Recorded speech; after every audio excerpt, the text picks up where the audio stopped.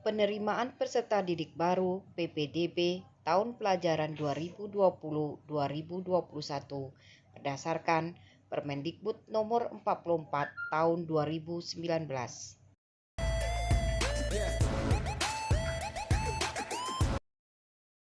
Jangan lupa tinggalkan komentar, like, bagikan, subscribe, dan nyalakan loncengnya.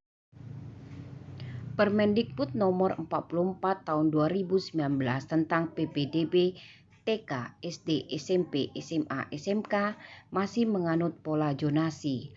Hal ini sebagaimana ditegaskan pada pasal 11 bahwa pendaftaran PPDB dilaksanakan melalui jalur sebagai berikut.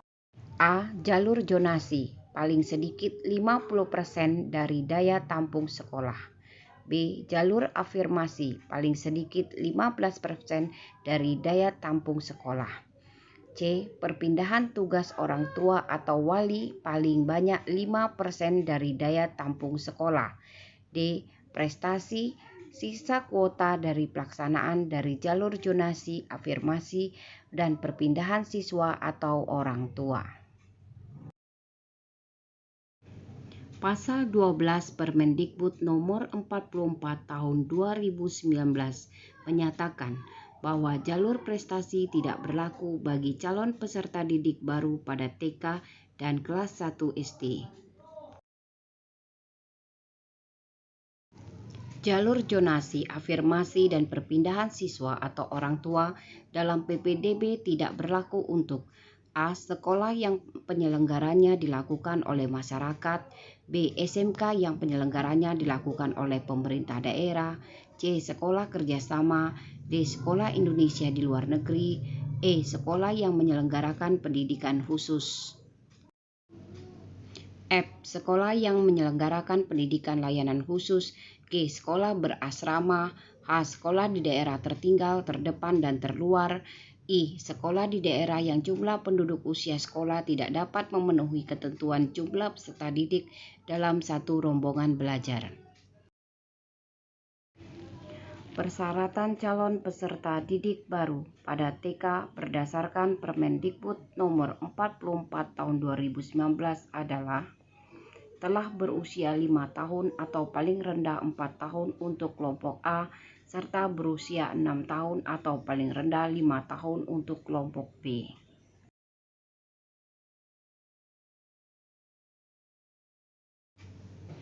Persyaratan calon siswa kelas 1 SD diatur dalam Pasal 5 Permendikbud Nomor 44 Tahun 2019.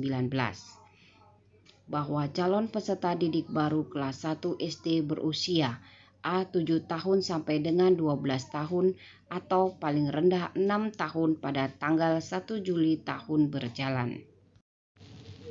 Peserta didik yang berusia 7 tahun sampai dengan 12 tahun wajib diterima oleh sekolah kecuali bagi calon peserta didik yang memiliki potensi kecerdasan dan atau bakat istimewa dan kesiapan psikis paling rendah 6 tahun yaitu paling rendah 5 tahun 6 bulan pada tanggal 1 Juli tahun berjalan dengan melampirkan rekomendasi tertulis dari psikolog profesional.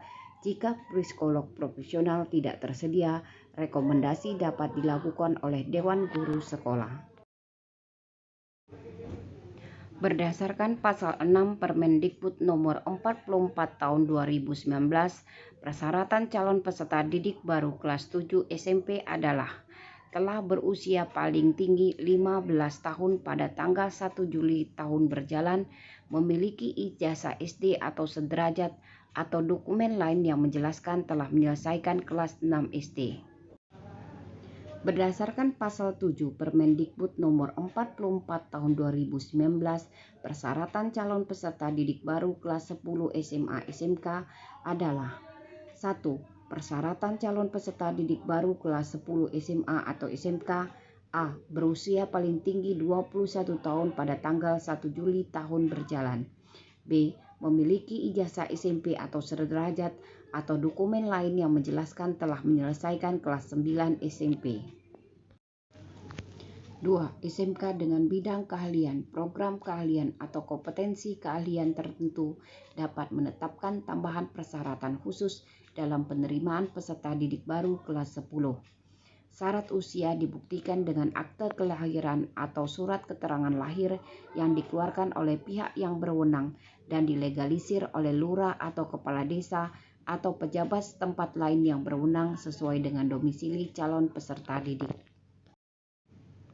Khusus untuk sekolah yang menyelenggarakan pendidikan khusus, pendidikan layanan khusus, dan sekolah yang berada di daerah tertinggal, terdepan, dan terluar dapat melebihi persyaratan usia yang telah ditetapkan di atas.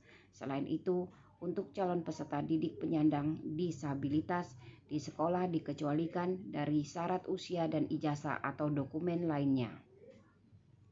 Terima kasih, semoga bermanfaat.